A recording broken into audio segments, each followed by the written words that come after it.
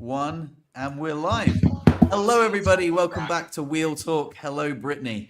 Hi, Fred. How are you? I'm very well, thank you. I've got some big news to share Yeah. with you. Yeah, you were telling me about this big news, and I can't wait to hear it. So let's jump Okay, right so in. the big news is I had a word with my landlady. This is actually one of my worst fears kind of come true. So I'm kind of like trying to reframe it as a positive thing.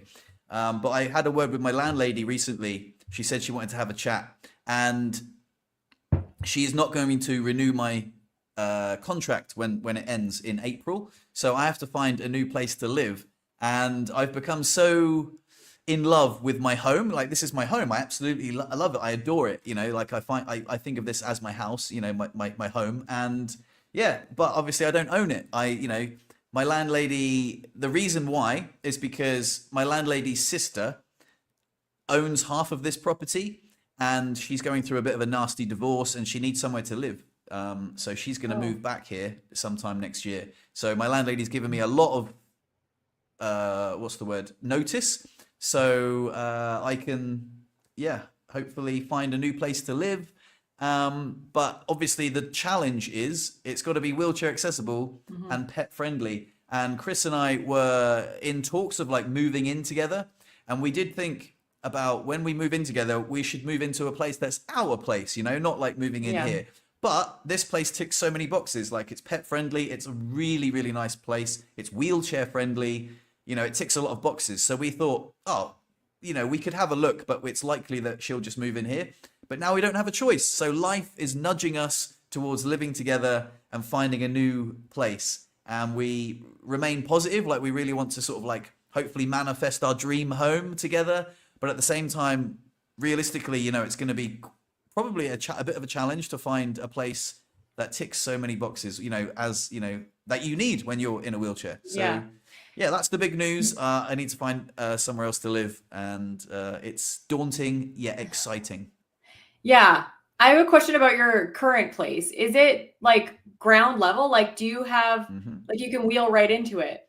I can wheel right in, yeah. So the Oh, landlady, she's such a cool lady. So when I moved in, the ramp didn't even exist. So she got the ramp made like before I even signed the contract, which was cool.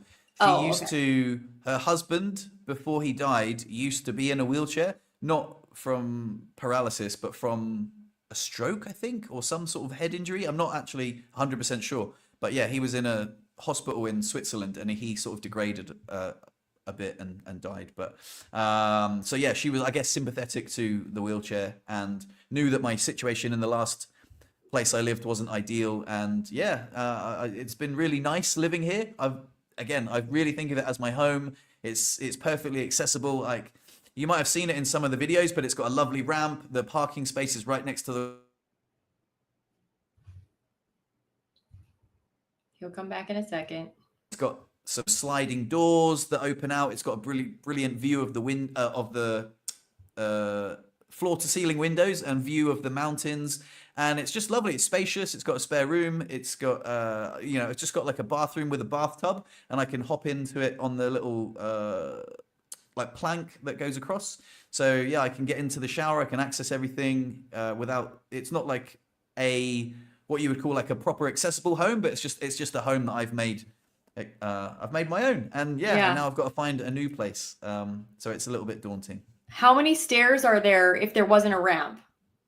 Three. Oh, okay. So it's, yeah, I guess it would be considered like a bungalow. That's what we call them here. Does it have a basement? Yes, but I've never been down there. Yeah. Yeah. So that's what we would call a bungalow here. Well, it's And in a, those, it's an apartment. So there's an apartment upstairs. oh, okay. I didn't realize So that. to put it in perspective, the reason why Martine's sister is going to move in is because the whole family live here. Like, Martine's son lives upstairs, Martine lives next door, and then Martine's mum lives in the apartment like up there. So it's kind of like this L-shaped building split up into four different apartments. And I Oh, guess I see. now another family member needs somewhere to live. I'm just like, oh, I'm like just the lodger, the guy that rents the Yeah. apartment. I had a couple of friends that used to rent the apartment upstairs, but they moved out. And the apartment upstairs has been rented to a few different people over time. But now it looks like it's just going to be happy families. In fact, Nicole, who is Martine's mum, she's going to move into this apartment because she's 86, so Oh, it makes wow. sense for her to have like a ground floor apartment. And yeah, they're just all going to live here as a nice family, which is cool. I'm happy Oh, for them. And they've given me plenty of notice, so I can't be mad. It's all yeah. good. It's just yeah, nerve-wracking, isn't it? Because you're like, oh, this is, I've got to Yeah. move out. So then next question is, are you going to look for something specifically accessible? Is there even anything that would be considered accessible housing in such a small town? Or are you just, the whole title of this podcast is accessible housing overrated? So like, what are your thoughts on it? Do you actually look for that stuff, or do you just try and make something that's not typically accessible work for you? I think that's the last option. Something that's not typically accessible, I will try and make work for me. But then I posed this question to someone a while back about moving back to the UK, and I was like, oh, I'm gonna have to find an accessible home. And he just said, oh, what, you mean a ground floor flat? And I was like, oh, I guess. Like, he's like, well, you just live in a ground floor flat that's just got a little ramp. So that would just be all you're looking for, right? Like, your house isn't especially adapted. You've just adapted to it. And I was Yeah. like, oh yeah, you're absolutely right. So like, I don't live in a special place. All I need it to be is accessible. Like, not like, not accessible. Yeah. Like, I can get in the front door, but like not Yeah. accessible as in like really special. It doesn't have to have grab bars or anything Yeah. everywhere. It just needs to be, yeah, so I can get in. And Yeah. my girlfriend's place is accessible. So like, as in it's on the ground floor and I can get in there, but it's small. It's a lot smaller. So we're not looking to like move into there, although it would be very cost effective. We're looking to like get a place together, Yeah. I think that's the thing that like is really hard when you're in a wheelchair, is that there's limited like actually accessible housing. And really, when you think about it, it needs to be mobility accessible. Like, you need to be able to there has to be an elevator if it's an apartment building or something. But for a lot of people, especially people like us that are paraplegics, it really doesn't have to have any special anything. And I actually think that that's better than being like totally adapted to your needs, because I think once you get too comfortable, you don't exercise your, like, you don't go outside of your comfort zone ever. And then when you do go somewhere that's not accessible, you don't know how to handle it. And so I think it's more beneficial for you to do the bare minimum to get by and then figure the rest out, so that when you go somewhere like traveling or to somebody else's house or to a hotel that doesn't work for you, you're not totally freaked out and you know what to do. You can transfer without a grab bar and all that stuff. My friend is like of the mind that you should always put in your own home everything that makes your life the most comfortable, so that you're not overusing your shoulders and stuff.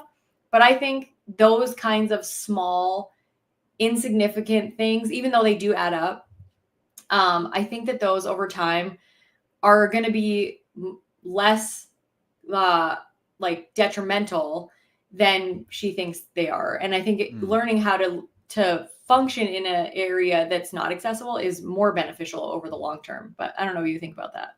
I completely agree. I think it's always best to adapt to the world around you as best you can. And it really depends a lot on like your independence, your level of injury, and your attitude really as well. Yeah. Like the commode is a really good example. If like some people use a commode, which makes doing your bowel program like a lot easier. When I saw it, I was like, oh my God, that's a great idea. But because I've never used one, I'm used to like the small gap between my legs. And that means I can use any toilet. It's not like I'm going to get bamboozled by a toilet that doesn't have a huge gap where I can reach under. I'm like, oh, excellent. Like, so, and with the apartment, I've adapted to it, like I haven't had any adaptations. The only thing I've done really is put the shower bench across the bathtub so I can perch on that one and have a shower, and the ramp, and that's it really. Yeah. Yeah, me too. The only things that are in my house are the things I need to shower on and the things I need to get down, up and down the stairs. Obviously, like I have a chair lift to get to my basement, because I do go to my basement. And then I have a lift to get into my house instead of a ramp, because a ramp takes up a lot of room. Because we have more stairs than 3. But yeah, I think it's just easier that way. And I'm used to doing dishes without a cutout or like a wheel under sink, all that stuff. So I think it's just easier. And I think ultimately it makes your life easier when you're looking for somewhere else to live, because you're not caught up in that it has to have all of these boxes that aren't really necessary. And for some people, they are necessary. But I know, like, my friend is a pretty high level quadriplegic. She does have a caregiver a lot of the time. So her needs for accessibility are not that great either, because she has to basically be able to get in the doors of the bathroom and her bedroom.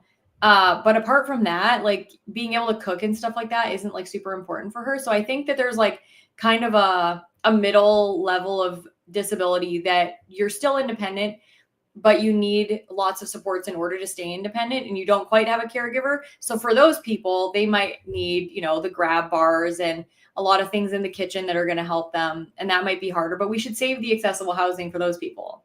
Yeah. Yeah, well, I mean, if someone was to offer me an accessible apartment, like when I say Yeah, accessible, I for mean like sure. proper accessible, I'd be like, Yeah. hell yeah, it'd be really Yeah. cool. I wouldn't turn that down. But yeah, all I'm really looking for is a ground floor flat. But we have other things that we want as well. Like, I'm really like we're both trying to reframe this in the most positive way we can. So Mhm. we want to try and manifest our dream home, it'll, like somewhere where, it'll be pet friendly. Because, Chris has got a dog, and then together we've got two cats. So we're going to have to be like wheelchair friendly, dog friendly, two cat friendly. I don't know how those cats are going to get on because they're quite territorial, but, they'll have to figure it out. And yeah, so there's a lot of boxes that need to be ticked, but there's also a lot of boxes that we want to tick, like there's a certain, I guess I've become accustomed to a certain standard of living, which I don't want to compromise on. Like, I really like having a spare room, and I like having the space, and I like having, like, for example, south facing windows are Amazing. amazing in the winter. So nice. So I always joke that Chris lives in like the elephant graveyard from the Lion King, when he's like, everything the light touches is our kingdom. What about that place over there? Like, that's where you live, mate. Because it's so dark. Like in the winter, it's just like it's got this huge mountain, and the sun just disappears for 6 months. So yeah, and then my place is the opposite. Like, it's very sunny in the summer, but then in the winter, the sun creeps along, and you get the sun just beaming through the windows. And so we want somewhere sunny.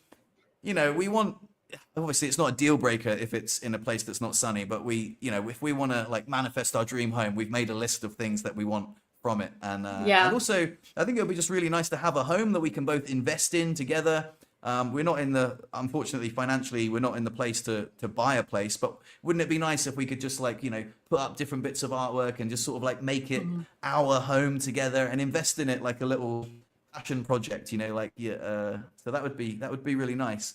But Yeah. then there's also the other side of the argument, which is I actually really like my independence. And one of the things that I really like about Chris the most is that she's very independent, and that she lives on her own, and that we have that space. And now moving in together is quite a big step. And even though we'd spoken about it in the past, it's like life is really giving us a nudge to be like, okay, Yeah. now let's do it. And I'm like, oh, crikey, like, but because we're kind of dragging our feet over the natural direction that a relationship takes. First of all, you move in, then perhaps you go through other stages, and then maybe you'll start a family one day. But we're like in no rush to do that. But at the same time, we're not getting any younger. So if life gives you a nudge, sometimes you just gotta like go with it. Yeah. Be like, well, yeah, let's do it. Let's embrace it.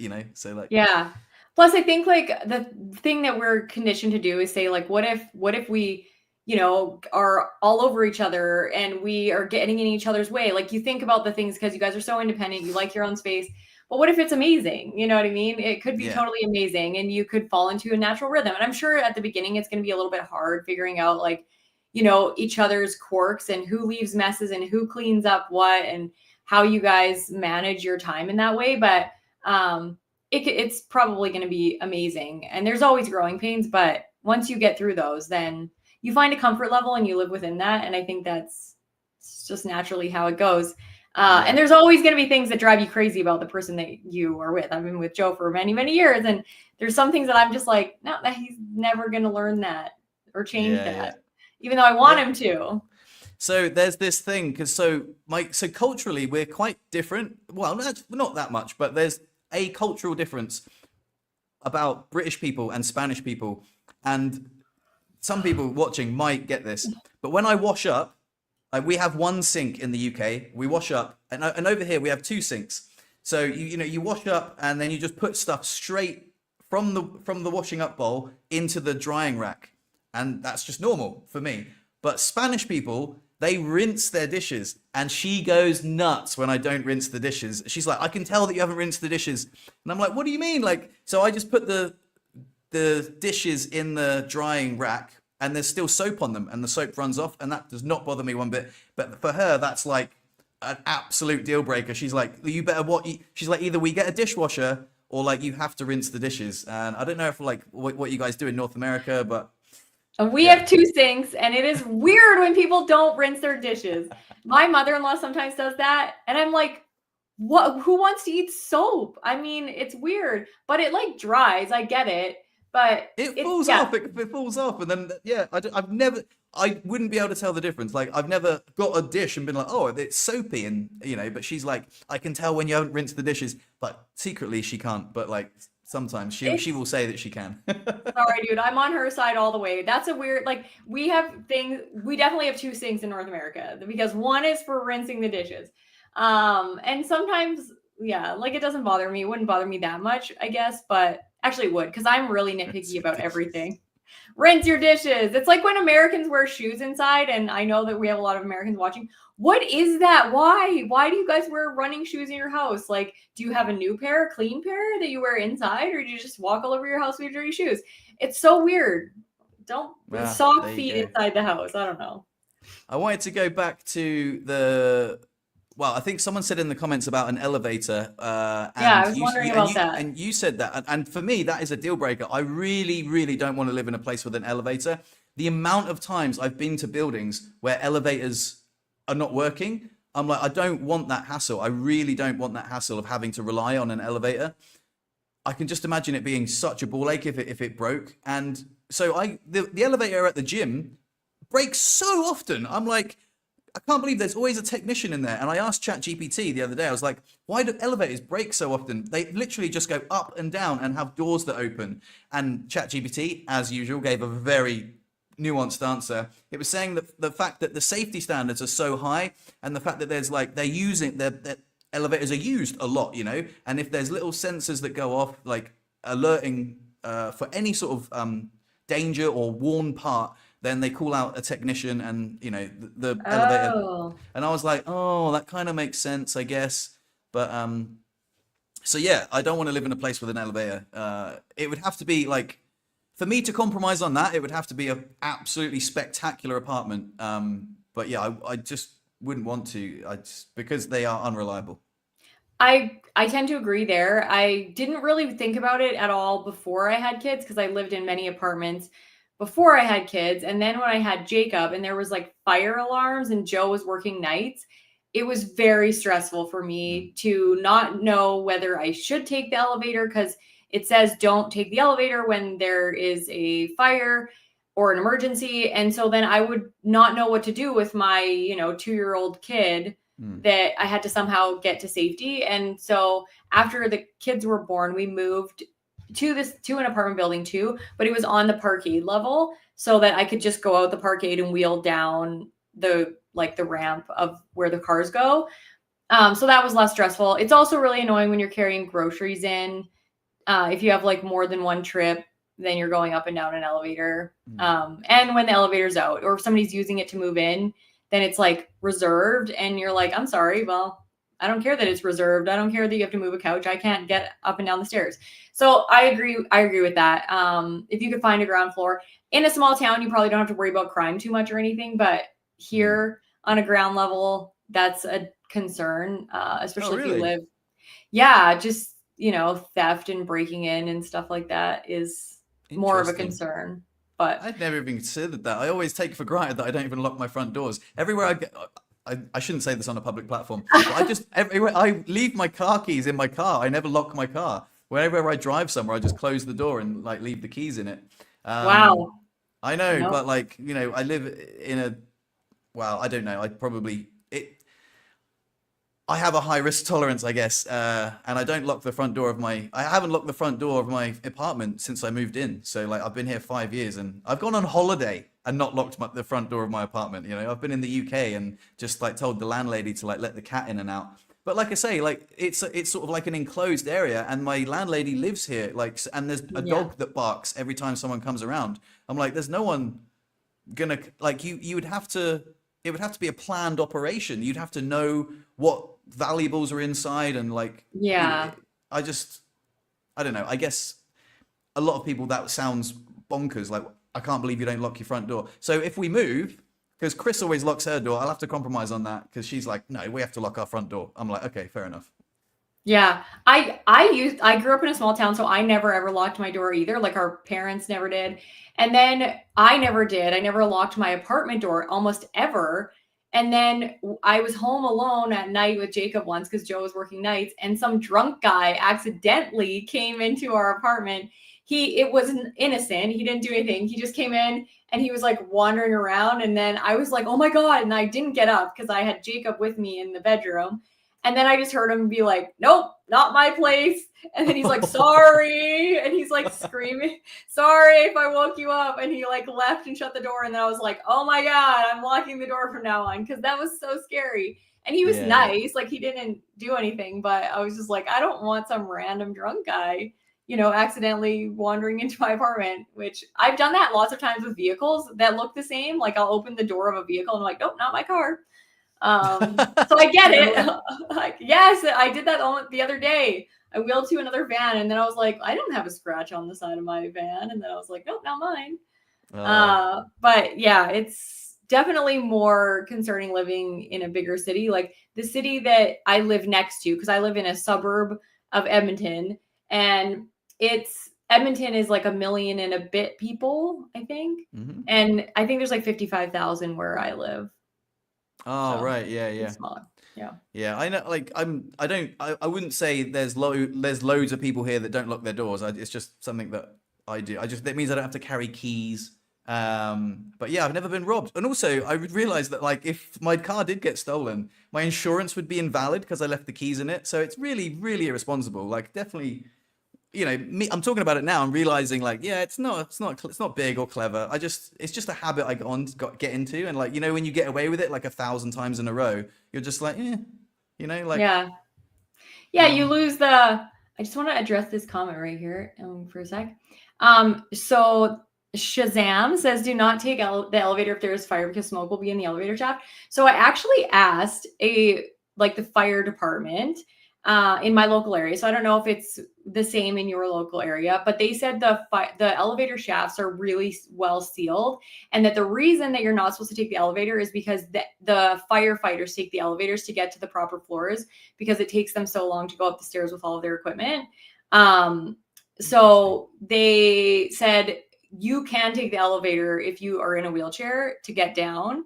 It's no big deal. And generally, if you're in an apartment or something, they have a list of who is like disabled on what floors and should expect you coming from that floor down the elevator. But don't take my word for it. I just wanted to share that little piece of information because I was really scared. And so I actually called the fire department and asked what I should do. And they were like, no, elevator shafts are totally safe. As long as the whole building is not engulfed in flames. You can go down the elevator and you're fine. Yeah. The other thing, just on that note of the elevator, the other reason I wouldn't want to live in a place with an elevator is because able-bodied people using the elevator really annoys me. Even though it's not a rule, it's not like you have to take the stairs, but it's just fucking lazy. I know. And they always look really embarrassed when the doors open. They're like, "Oh, sorry." It's not exclusively for disabled people. I get it, but I know. It is when it's when there is priority over who gets in the elevator. There's nothing worse than when you're waiting for an elevator and there's a lot of people and there's at the mall and there's an escalator right there or an elevator right here and there's a shit ton of people in front of you and all the people get in front of you and you're just I'm pretty sure that escalator is just as fast as the elevator, probably faster. And I get that there's some people who are, afraid of heights or whatever. They don't want to go down the stairs, but that is really annoying. And I lived in an apartment building that was also a seniors home. And I hated that place so much. Loved some of the seniors. Some of the seniors were amazing, awesome people, but most of them were entitled assholes that thought, they should get in the elevator every time before me. Even if I was right in front of the elevator, they would get in before me and like shove their way in front of me. And I'm just like, No way. dude, just because you're old doesn't mean that like, I don't know what you have to do. And I get that like maybe they had to pee or whatever. I don't know, but it was annoying. Super annoying. Yeah. So I've said this on the podcast before, but when I was at rehab, well, I still go to rehab, but I don't use the lift because when I stayed at rehab when I was like first injured, I would catch the staff members using the like the nurses and stuff to go down one floor. I'd be like, come on, there's so many people in this building that are in wheelchairs, and you're using the elevator to go down one floor. I'm like, come on, like I think you should use the stairs. Like if you've got, I don't know. I think if you can, you should use the stairs because it's just great for your health, right? Yeah. If you take the stairs 10 times a day, that would just over time that would accumulate as in like a lot of steps every day. That would like make you fitter. If you can, you should. But like I understand a little bit if you want to go from the bottom floor to the top floor. But if you're going to go down, I mean, come on, down. It's gravity, baby. Just like, one foot in front of the other. If you can, do it. So, yeah, especially if you're making other people wait when they're on wheels. Yeah. It's just irritating when that happens. This sort of like brings up another thing that I wanted to talk about because I went to a concert on the weekend and I was sitting in accessible seating. And normally at the beginning of the concert, it's totally fine. The accessible seating is people who have ticketed, like accessible seats. But then by the end of the concert, inevitably, there's always a bunch of able-bodied people that are walking because they have to go down the stairs right beside us. They're like, these are awesome seats. Like you can see way better. There's nobody obstructing your view. And then they inevitably just crowd in this accessible area. And like right beside us, there was like, it wasn't even anything that people were supposed to be sitting on. It was like, you had to climb up on it. And then it was like a thing to stand on. And these girls were standing on there. And it was just bugging me that I was like, I can't back up because all of these people, in order to go to the bathroom, I'm like backing up into people because they're all in this accessible area. And I'm like, go sit in your seats. Like if I didn't have to sit in the accessible seating that I only have like, they only allowed 2 tickets for, I was like just annoyed with it. And then when I went to the bathroom, and I felt so bad about this and I still feel bad about it, but I don't really know why. There's like a normal bathroom and then there's like a family accessible bathroom. So it's specifically like people who have kids and wheelchairs and stuff. And there's so many people waiting in the line for this bathroom. So I go, is this the line for, the family accessible bathroom? And this girl turns around, she goes, yeah, unfortunately. And I'm like, you mean all of you people who don't need this bathroom are just waiting in line for it? And then everybody was just like, yeah. And then 2 of the people who I said that to got out of the line and went somewhere else, which I felt bad.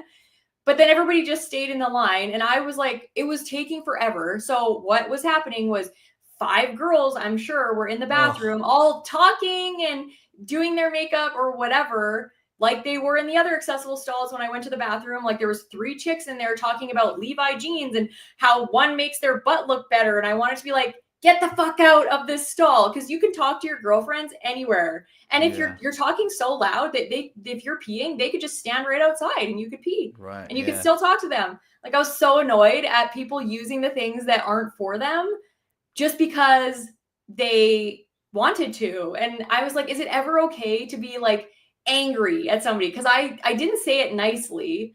I was kind of like very sarcastic when I said that. I was like, all of you people waiting in line for the bathroom that you don't need. That's how I said it. But then I felt bad immediately. And I'm always like, I want to be that person that's always kind to everybody. But I'm like, nah, I don't know if it's ever okay to just be a total bitch to somebody because they're doing something that's dumb. I don't know. You tell me. Yeah. Well, I would have like banged on the door and been like, there was a million people in front of me though. It's a tough one, mate. It's a tough one. I feel like if people don't move out the way, like it is awkward. It is awkward. Fucking hell. I mean, I would just roll up and just be like, excuse me, I don't know. I'm not in that situation. It depends how badly I needed to go. It depends what sort of mood I was in. It depends on a lot of factors, but I completely understand your frustration. Yeah. Well, I peed my pants twice at the concert. No way. Waiting for the bathroom, which was annoying. It's fine because I always wear like incontinence products and I changed them in the bathroom. But I'm like, why should I be peeing my pants twice because I can't get into a bathroom? And like some of the time I just wheeled somewhere else to a completely different bathroom and there wasn't even a line. it was just irritating that the other bathroom that people could have walked to, like I wheeled to, that didn't even have a line. I just had to go find it. But it was the bathroom that was right outside of our entrance. So they just all lined up at the accessible one. Instead of going and finding the non-accessible one, then I went and I was like, there's not even a line. And all these people are over there waiting for the accessible one.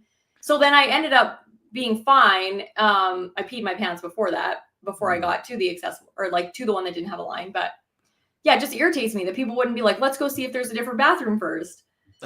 Yeah, I mean, that is really awkward. It says like a lot about the people queuing up for that bathroom. I'm not sure what the situation is like in Canada, but over here it's like a lot more. I think people understand that those bathrooms or those toilets, they're exclusively for disabled people, and maybe if it's really busy, like you can go in there, but you shouldn't be in there. Like if you come out, like people are like, oh shit, sorry. So I don't know, it says it a lot. I had the opposite experience yesterday. I was in Lidl doing some shopping, and I'd just come from rehab, and I'd been working out and stuff, and I had drunk lots of water. And normally I like wee quite a lot after, like if I swim or if I work out, like I just wee a lot. So I just weed just before I got in the shop, and then I was like, oh shit, I need another wee already. So I had my like shopping on my lap, and I was like joined this big queue, and this really kind woman, she was like, vous avez la priorité, and I was like, oh okay, sweet, and she let me in. Although this one guy was just like not going to let me in front of him, but the woman who was in front of him, she let me in front of her. But then they opened up a whole new till, and they were like, no, come this way. And they opened up a whole new till just for me. And I was like, yes, this is awesome. Like, and I really enjoyed that. So I paid for my shopping, and I went to the toilet. The toilet, for some reason, was so hot. They had this radiator that was obviously broken, just pumping out heat. And I had my jacket on because it's cold. And I went in, and I was just like, whoa, hit with this heat wave. And I was like, oh my God, I'm sweating. Anyway, come out the toilet, and that was the end of it. But it was interesting to have that experience, and you having the opposite experience where people are just waiting, and they're like, yes, sucks, sorry. Like I would have said something, but I'm not sure exactly what I would have said. But maybe we can think of something to say for people listening. Totally. I think, and I don't think that my friend who was with me, like when I went back, he was just like, just go to the front and say that you have to go to the bathroom really bad, and this is the only one that you can use. Yeah. And he's like, that's what I do. And he just is so like chill about it, and nobody ever gets mad at him. In fact, when we went to the concert venue, I've never in my life gone to this like special door to go in. I just wait in the line with the people. I didn't know I could go to this special door. And he just like went to the side where these like security people were. And there was like hundreds of people waiting for this concert. And I met him there. I thought we were just meeting there. And then all of a sudden this security guard like opens up, and he's like, yeah, you guys come through here because there's metal detectors. And so I always just go through the metal detector and beep. And they've never told me that there was a special door. So then we went through that, and I was like, oh my God, did we just bypass all those hundreds of people because we can't go through the metal detectors? And he's like, yeah, you didn't know that? I'm like, no, I always go through the metal detectors. So that was really cool. Like I went through there, and then when I talked about the bathroom, he's like, yeah, just go to the front of the line and be like, excuse me, guys, would anybody mind if I just wait at the front because this is the only bathroom I can use? And, I have a hard time holding my pee, and I don't want to pee my pants.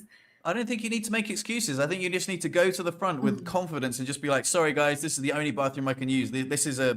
Sorry, guys, this is a disabled bathroom. Do you guys look disabled? Do you remember the story I told you about the lady in the airport, and she comes out and she's just like, my back really hurts. And I was like, oh, really? As much as mine? Yeah, I know. And it probably would have felt better doing that than the way I handled it, because I was like annoyed, and I said that. And then the only people who left the line were the kind people that I wouldn't have wanted to be mean to anyway. Like it was a girl and her boyfriend that left, and they were like, well, let's just go find a different bathroom. And then I wanted to like chase after them and be like, I'm sorry, I didn't mean to make you feel bad. I'm just like, I have to pee so bad. But if I had just gone to the front and been like, guys, I'm just going to wait here, it probably would have been better. Because I did that one time, not in like the family bathroom, accessible bathroom, just in the regular bathroom with the accessible stall. I just went and waited by the stall, and everybody was like waiting for it to open, and they were like, oh, it opened up, go. And I was like, thanks. So it was like way different experience. But I also think like I have to like let that, and normally I'm pretty good. Like I normally don't think people are assholes for it. It's just super annoying when I'm like really have to pee and I'm like, I know I'm gonna pee my pants and like this is irritating.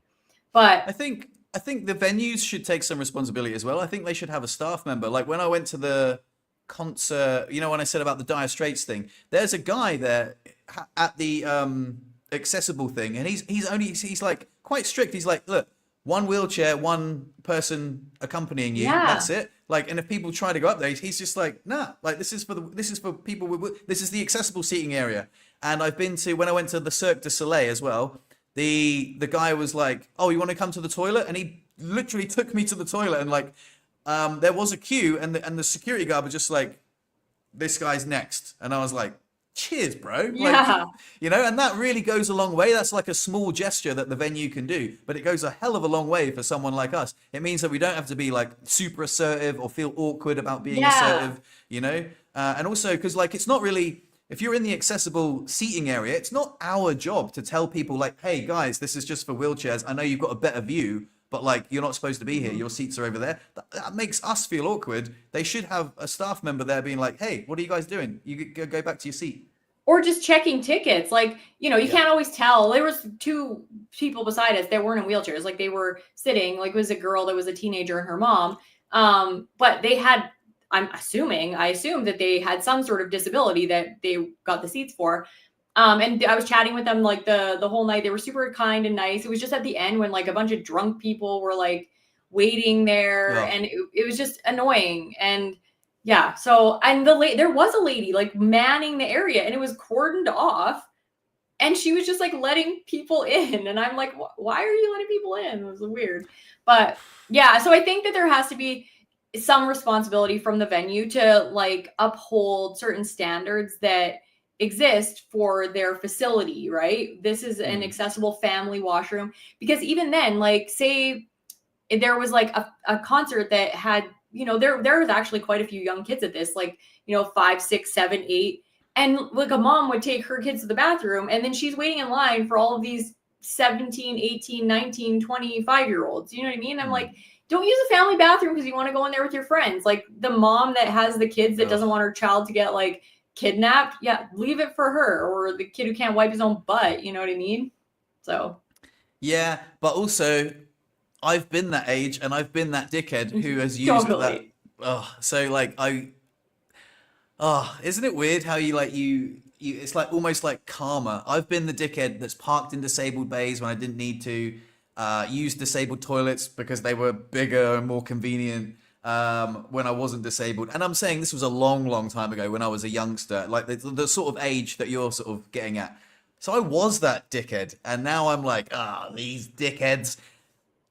So I guess it's just it's like quite circular, isn't it? Like, yeah, yeah, I was a knob once. It really is. And like I have like a karma thing. I never want negative karma to come at me. So when I negatively affect somebody's day, like when I was sarcastic to those people, then I'm like, oh, I don't want that kind of karmic energy coming back my way, right? Because I don't want people to do that to me. So then I try to fix it for next time, which is like, it's a very good thing to just be assertive, just assert what you need. And if I need that bathroom, just confidently go and say, I need this bathroom. I'm sorry that I have to come in front of you or whatever. I was just I have a story related to this. So like a lot of people use the bathrooms because they have changing tables to snort things. So funny story, I went to a concert and I went to the bathroom, which I peed my pants at that one too. There was like 5 girls in the one accessible stall, and they were very loudly snorting cocaine off of the change table. And I was like, I think those girls are doing drugs in there, but I was too scared to say anything. And then finally a bunch of girls and I were just like sitting outside listening to them, and we're like, oh my God, they're so loud. And so like somebody knocked and they're like, we know you're like, getting high in there, get out. And then instead of opening the door, they all crawled sideways out all the rest of the stalls on the floor. Like we couldn't see them crawling under the stalls to get out. No way. So they left the door locked. They left the door locked. Oh. And then they crawled out sideways, like, trying to get away from us. And then when I got in there was like so much cocaine left on the change table, and I was like, oh my God, like it was just horrible. And I was like, How I did you get wiped in it. if the door was Oh, locked? another lady crawled under. Oh, Oh, there was a real crowd. Like we were all outside, and people were pissed for me. Like they're like, "What the frig are you doing in there? Like get out. She has to pee." And so yeah, there was a bunch of people that were really angry on my behalf, yelling at the girls. And then somebody went to get security and like got them kicked out or something. But it was really like annoying. And then I was like cleaning the baby change table because I was like, what if nobody cleans this? What if nobody cleans this and a baby is on there and is like, and then like licking their. I was like so concerned about it. that's what I was thinking. Oh, Oh free my drugs. God, no, no, no, no, no, no, not Oh, my cup of tea. I tried a couple times and was like, yeah, no, not for me. So. not mine either. It was just funny when you were like, oh, they left alone. I'm like, oh, cool. Yeah, no, I probably left for the next guy. Like, anybody want free drugs?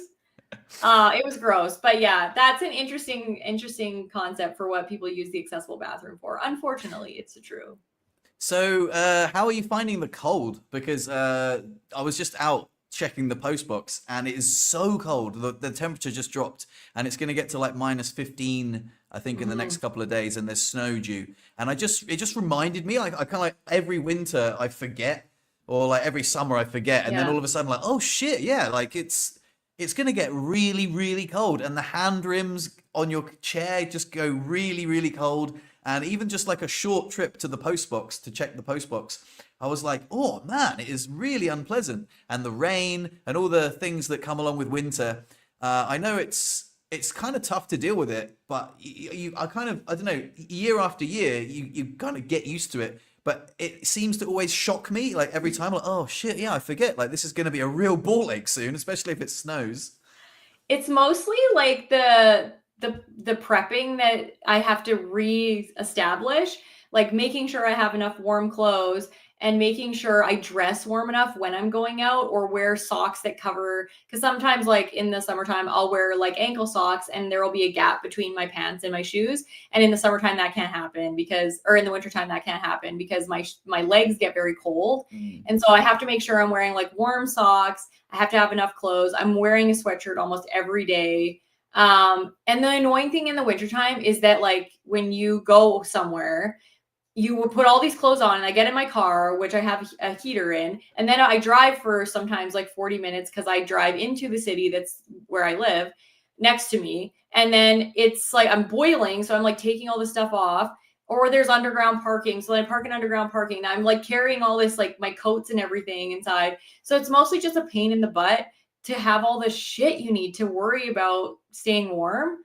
Mm. Um, but I handle it pretty well once I get, acclimated, which takes usually like a month. Now I want it to stay -10, -15 the whole winter because I would rather drive on cold, dry roads than icy roads Mm. ever. And I hate how stupid people are when roads get icy. And there's been so many accidents, like just hundreds of accidents already this year because it's warm during the day and rains at like 6 p.m. and then freezes overnight and everybody driving to work is on a skating rink and people are just dumb. They just don't drive for the weather. So Yeah.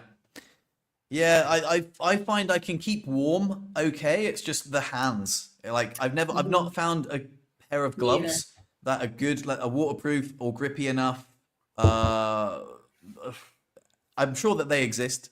Yeah. But yeah, it's just the hands. The hand rims. The chair gets wet and dirty, and then like you come in and then you leave marks on the floor, and everyone else can just take their shoes off, but it's not like Yeah. I can just leave my wheelchair at the door.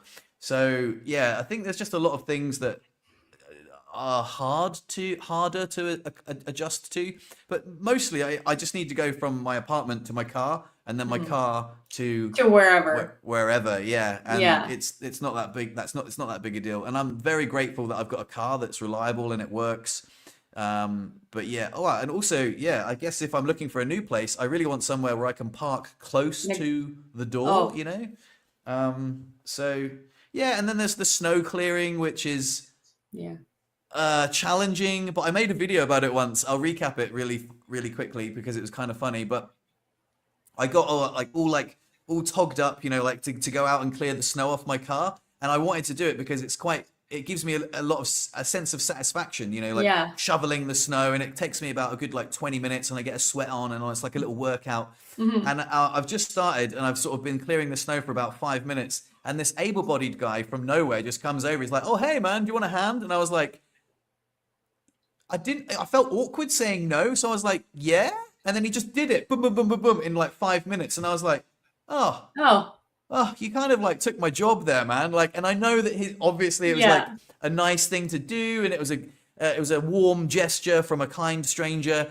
But like, I was so annoyed. I was like, "Oh, okay, well, I really wanted to clean my own car of the snow. It gives me a sense of satisfaction, a boost of independence." But like, obviously, if am I just going to say to him, "Actually, man, I'm just going to struggle here for another 20 minutes. It's okay." So yeah, it's kind of, yeah, I've got mixed feelings about clearing snow. Like sometimes it's like actually I think it's just the novelty. Like when it snows, I'm like, "Oh yeah, get out there with the brush and clean it all off." Yeah. But if it snows like every day for a week, I'm like, "Yeah, you can do it now. It's been 6 days in a row, my friend. Knock Yeah. yourself out." And sometimes I think there's this thing where you just want to know you can Mm, every once in a while. So you do it because you're like, oh, I can still do that. It's like me getting on the floor and getting myself back in my wheelchair. I don't do it all the time because, my shoulder hurts some of the time.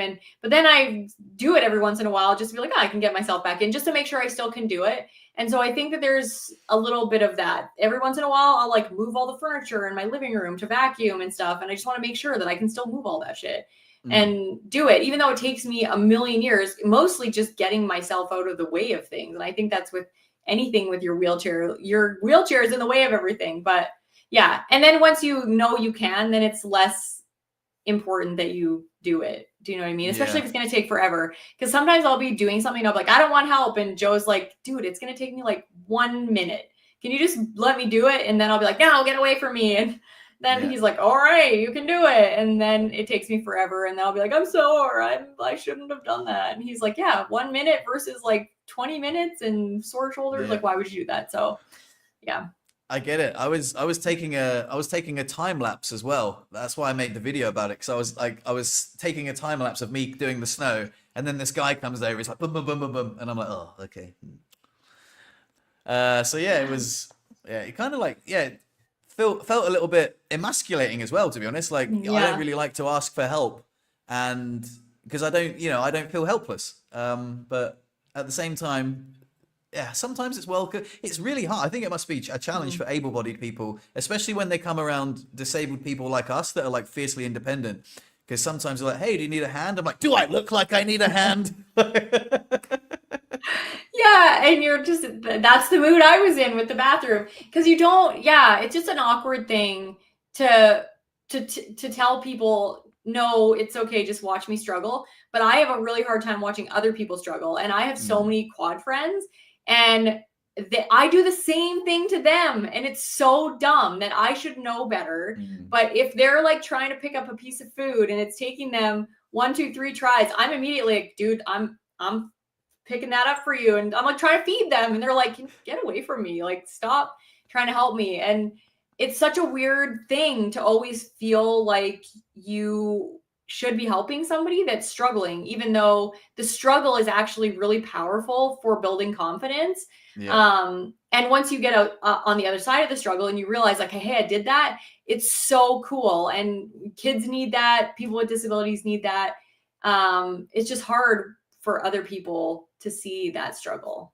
Yeah, absolutely. It's not even a struggle. Like sometimes it looks from the outside like a struggle, but it's a challenge. It's something that I'm overcoming. It's something Yeah. that I'm challenging myself to do. I want to clear the snow off my car myself. That means digging all around the car so I can get around the car, then pushing the snow off the car, and then digging off the snow that I've pushed off the car. And yeah, it takes me a long while, but it's my job. It's my choice to do that. Yeah. So yeah, You know and what you should there's get? A what? powerful leaf blower. That's what my neighbors all use. Oh yeah, that's a really good It's idea. just it's like a backpack that has like the motor, and then it's just like a leaf blower, and they're like, psh, and they blow the sidewalks off their cars, everything. It's amazing. And Very I don't good know how idea. expensive they are, but they're pretty amazing at blowing snow wherever you want it to go. So Yeah. maybe if Yeah. somebody's watching and wants to gift Fredo a powerful leaf blower for Christmas, Yeah, that I'd would be be open to awesome. that. Yeah. Yeah, that's what my neighbors use anyway. When you were talking about the floor transfer, like getting back up off the floor, it reminded me, Yeah. I wanted to give everyone a little update on the Baclofen situation.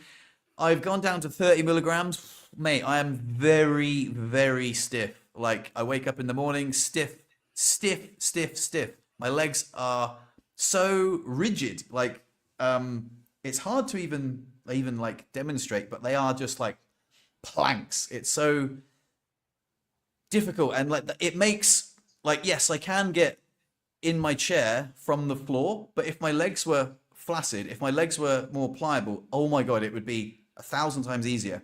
The fact that like I have to wrestle with my legs to get them in the right position before I can even get into the, I guess, the preliminary position to like lift myself into the chair. I have to wrestle with my with what did Brian say? Wrestle with a fully grown baby. It's like I'm wrestling with a fully grown Yeah, baby that's to really get my legs true. into the right place. Yeah, so the weaning is like getting to that point now. Like, so for those of you that I'll give the story a little history for those of you that are in the dark. I've gone from 120 milligrams of baclofen a day down to 40 last week, and then this week it will be the first week on 30 milligrams a day, and it's starting to become quite noticeable now. Before it was like maybe a 5% increase in spasticity, and it's not even the spasticity. I guess it's under the bracket of spasticity, but it's not spasms. It's not my legs aren't kicking out. It's just Yeah. they are rigid. They are like so difficult to move. Tense, I guess we've spoken about it before. One of the positive things is it's keeping muscle tension in the legs, like they're Yeah. not atrophying away, but they are rigid and they are a pain in the ass. But I'm determined to keep going. I'm stretching a lot, obviously I'm swimming and working out and doing all the things that I should be doing. But if I wasn't, and sometimes I'm not. Sometimes I wake up and I get into bad habits. I look at my phone and if I'm stagnant and not active, they are just like such a bitch. They are just Yeah. very, very, very rigid.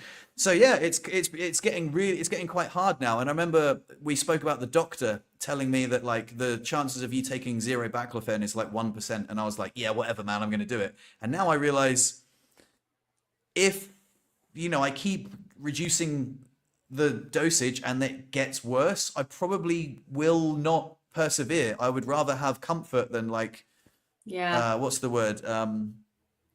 Like, rather than like being victory, right. Yeah. yeah, like I'd rather just have comfort. And if I reduce my baclofen intake from 120 milligrams a day to 40 milligrams a day, that's still a win. I've still reduced it massively. But yeah, I still want to persevere to see what it's like. But yeah, I don't want to spend my life in discomfort. So it was a great experiment. If it doesn't work, it's not. Yeah. I won't count it as a fail. But yeah, for anyone who's interested in the update, they are getting rigid and stiff and very hard to maneuver. So. And like like you don't always have to prove doctors wrong, especially with the spinal cord injury. Like it's so annoying sometimes. I do that a lot because I hate taking antibiotics for UTIs, and I went 5 years without taking any, and I was like, I'm never going to take any. I have a video where I'm like, stop taking antibiotics. And then I had to take antibiotics like twice because I got a really bad UTI. And so I felt like a horrible failure because I was like, going against what I was preaching and all that stuff. But every once in a while, you just have to do the thing that medical science says is actually beneficial. And do you have to do it to the degree that they pump it out? No, but it's sometimes necessary. So don't be too hard on yourself. But I'm interested to see what you make it down to like where the line is, where you're like, no, I'm done. If it's 30 milligram, it might be 30 milligrams. Yeah, maybe. I mean, what you said that you weaned right down, and you still take 20 milligrams a day. Am I right? No. I take 80. 80. Oh, okay. Yeah. Wow. So I was on 120. or more than that. I was on a lot. I was on 40, 80. Yeah, so 120, I guess it would have been. No, 40, 160? 160. Yeah, so 160 plus 3 at night, so another 30 milligrams. Oh, wow. So a lot. I was on 190, I guess, and now I'm at Oh. 80. So, and I don't really know, like I said previously, it's not my spasms that prevent me from going down more. It's I get really bad nerve pain because, and it goes away. It's just like my central nervous system without the baclofen is really like, I call it crunchy. Like imagine like soft cashmere sweater. That's when I don't have nerve pain versus like tinfoil that you're like crumpling up and stuff. That's what my body feels like. It feels like every sharp edge, everything is just sharp and like I can feel everything. And it's just really annoying. And my spasticity does get a little bit worse, but it's not crazy. So it's more just the discomfort of like 2 weeks of like tinfoil body versus, cashmere body. And right now, like I would say my body is like in between. It's probably like it's in between. So sometimes I have like it's not like totally comfortable and it's not like totally uncomfortable, which is what my body is a lot. But when I reduce the baclofen, then it gets like really uncomfortable for a while. Yeah. So We have a good question here saying, what are the downsides to taking more baclofen? To be totally honest, I had 0 side effects. I just wanted to do it because I just wanted to see, like, why am I taking so much? Like, my spasms were still, it's not as if I was taking 100 milligrams and they were just flaccid. It was like, they were still really spazzy. Like, they weren't that much different to what they are now. yeah. But one of the downsides to baclofen for a lot of people is drowsiness. I'm one of the lucky ones. I don't get drowsy at all with baclofen, but a lot of people do find that. It's interesting that you say it helps with your nerve pain though, because I'm guessing it acts as a depressant on the central nervous system, and that must affect your nerve pain. However, yeah, I don't know. I guess I don't have that much nerve pain. I do have nerve pain, but like not. I don't know. It's interesting that I thought gabapentin was more of a nerve pain drug and stuff like that. It is. And it's not actually a nerve pain drug. It's just because it's a central nervous system modulator, and nerve pain is partially central nervous system related because it's, your brain interpreting things. And so it's like because I never went off baclofen and I was on a lot of it when I was pregnant. Because I got pregnant unexpectedly the first time, and then because I didn't go off of baclofen the first time, my doctors were like, probably it's fine to not go off of it the second time. But my kids definitely had the like withdrawal symptoms from baclofen, and they actually had to wean them off after birth. And my kids were like, and I wish I had gone down. I wish I'd known more, and I wish my doctors had been better educated about it. Because like Jacob, you should have seen him as a baby. Like every little thing, he was like, like his central nervous system was so jazzed up without the baclofen. Like he was like twitching for like, it was crazy. They even did a toxicology thing on him because they were like, what's happening? And then they just realized it was baclofen, and they were like, oh, it's baclofen. It's okay. We know what to do with this. It's totally fine. He's going to be fine. We just have to put him back on, and then we have to wean him off over a week or whatever so that he's not so twitchy. But that's what I feel like when I'm weaning off of baclofen is like everything is just like, ugh. But Jacob still like twitches weirdly to this day in his sleep, and I don't know if that's normal. And I feel totally bad that if I like messed up his brain from baclofen or something, but I don't know. That's interesting. That is very interesting. I can't believe that you had like baclofen babies. I did, yeah. And because they like with Jamie, they knew, and I knew to tell them with Jamie that I am on baclofen, so they knew exactly how to wean her off after, and it was no big deal whatsoever. But with Jacob, they didn't know, so he came out, and then he was like in baclofen withdrawal, which was probably really dangerous. Even though you get a very small amount as a baby, they still had to put him on a very minute dose so that he would stop like twitching and stuff. Because they were just like, have you like did you do any like narcotics or anything? And I was like, no, why? And they were like, well, your baby is exhibiting some weird like reflex things that like when they test his reflex and stuff, they weren't like normal. And then they asked me what drugs I was on, which is weird because my obstetrician should have known that. And then they were like, oh, okay, it's okay, it's fine. But they did a toxicology report just in case. obviously in case people lie. But then they knew what to do after. Yeah. That's so But interesting. anybody watching, I do recommend, if you are having a baby, to wean off baclofen as much as humanly possible, because I don't think it's a comfortable thing for the baby to go through. And I think if you can avoid it, then just Yeah, avoid of it. course. Yeah. Yeah, absolutely. On the subject of Jacob, what did he think about the Mike Tyson Jake Paul fight? Oh my God, that whole thing. So Jacob thought it was okay. Like he just thought it was meh kind of thing. He thought the fights leading up to it were better, like the actual Oh, fights that were title fights, like way better, which I didn't even watch because I thought they were just like fluff. And now I'm sad that I missed them because apparently they were really good. But my thoughts on the Jake Paul Mike Tyson fight was that a lot of people thought that Mike Tyson took it easy on Jake Paul and that he just went all the 8 rounds for the payday. But I honestly think that all of the videos leading up to the fight were hyped up, sped up, made it look like Mike Tyson had a lot more energy and stamina than he really did. And that I personally think Jake Paul could have probably knocked him out third round because he was tired. Mike Tyson did good in the first 2 rounds, yeah. I think. But whether he could have like actually knocked him out, he was pretty tired. And I think that in the end, Jake Paul just wanted an entertaining fight with a legend that made him a shit ton of money.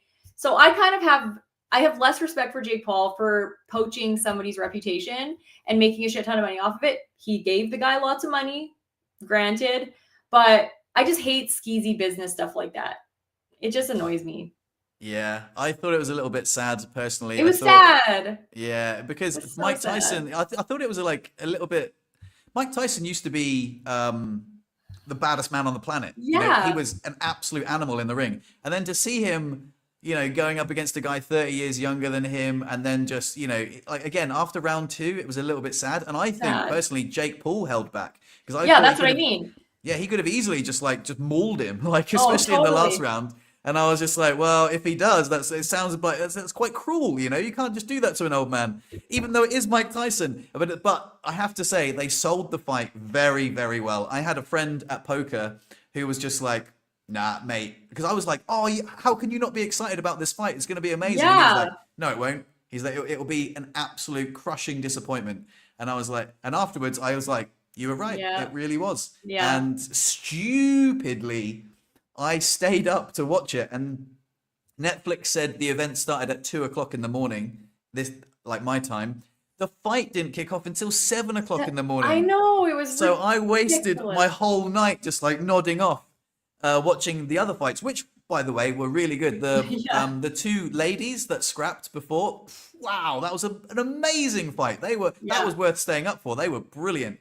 But yeah, Yeah. unfortunately for me, someone said to me that Mike Tyson's net worth was 10 million and he got paid 20 million for that fight. And I was like, well, fair play. I mean, you know, Yeah. you did Exactly. it for the Like, money. It was cool. mhm. You got a good payday. It was a little bit disappointing for everyone else. It was like a bit of an exhibition match, but you know, well, I mean, it was. I kind of felt like bad myself. I was like, oh god, I got duped into this. Like, you know, I Yeah. got sold something and I believed it. I'm such a sucker. Like, Yeah. Well, I think it's one of those classic things. And I actually have a friend who commented on this business tactic because he said, businesses that under promise and over deliver are the ones that do the best. And he said this particular fight and event was over promised and under delivered, and it's going to lose a lot of people's respect on both, mm, sides of the coin, like with Mike Tyson and with Jake Paul. I just think Jake Paul is an idiot. Plus his brother at the end, when he was like, when Mike Tyson was like, yeah, maybe I'll fight your brother. And he was like so rude about it. I would have said something funny like, yeah, maybe you'll kick my ass, even though you couldn't kick my brother's ass, or something funny like yeah. that. But he was so like just It mean and was rude. arrogant. I think he It was was like, arrogant. I'll I'll fucking kick kill your you, bro." I'm like, Yeah, yeah, whatever, mate. exactly. You just made. You should always be humble in that situation. But yeah, Yeah. Like Jake Paul was at least humble. Like I'm so thankful that he got in the ring yeah, with me. I couldn't have done this without him. Like he was very humble. And in the end, he bowed out before the bell. Like he knew the guy was tired. And he just like bowed right at the end. It was like, good fight.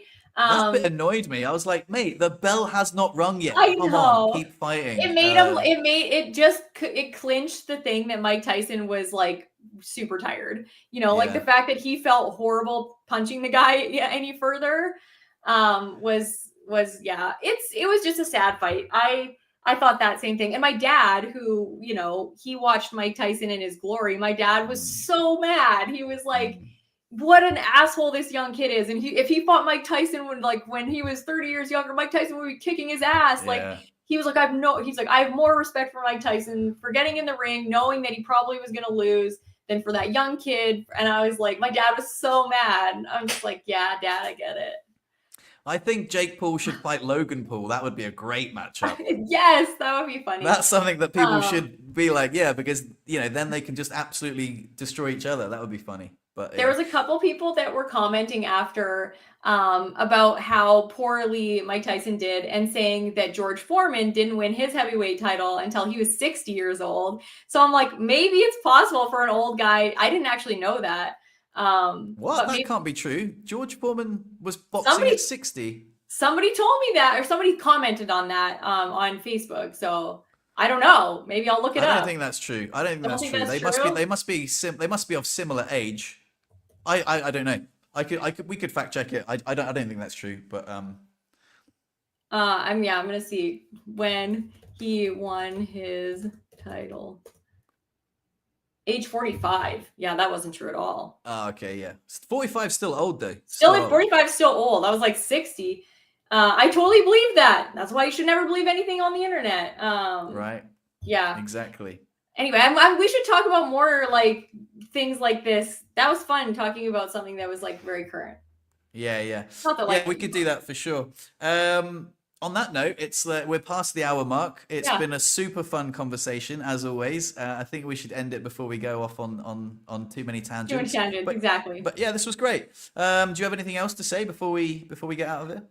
I do want to do a little plug for my Patreon, because I just did an audition for a show, and I wrote a song for it. I didn't write the song. I just took a song and changed the words. But I think it's really fun. And if you want to see it, then you can go to my Patreon. You have to sign up for at least the $2 a month. But I think my Patreon is really fun, and it's a fun thing that I only shared with my Patreon. So yeah, go do that. Nice. If you want to see it. That sounds really good. People should check that out. I've been very. Did you start your Patreon? Did you start your Patreon yet? I made a Patreon page, but I haven't made any content to put on it. I haven't even made any content for my YouTube channel in a long time. Doesn't matter. You don't need to have content. Share the link. Put it under this thing. I think it's like Patreon / Fredo the Wheelchair Guy. So, okay, I'm going to find it and then I'll share it. All right, go for it. Yeah, and I guess that can, yeah. The only other podcast housekeeping I'd like to do before we sign off is I recorded a podcast with Benji on Apes on Tape podcast. I don't know if you guys listen. There are a few people that listen to Wheel Talk that also listen to Apes on Tape podcast. It's my other podcast that I do with Benji. He spoke about getting married and how what a lovely adventure that was, and I spoke about some things that I was struggling with and about a failed mushroom ceremony. It was a very interesting conversation that some of you guys might like. And if you are fans of Apes on Tape, you know where to find it. If not, just type in Apes on Tape on Spotify, and it is the meditating monkey. And the episode is called Expectations versus Reality. So there's another little conversation you might enjoy if you want a little deep dive into some more personal things in my life. Nice. Well, thank you guys so much for tuning in. We will catch you next week. See you later, guys. Bye. Bye.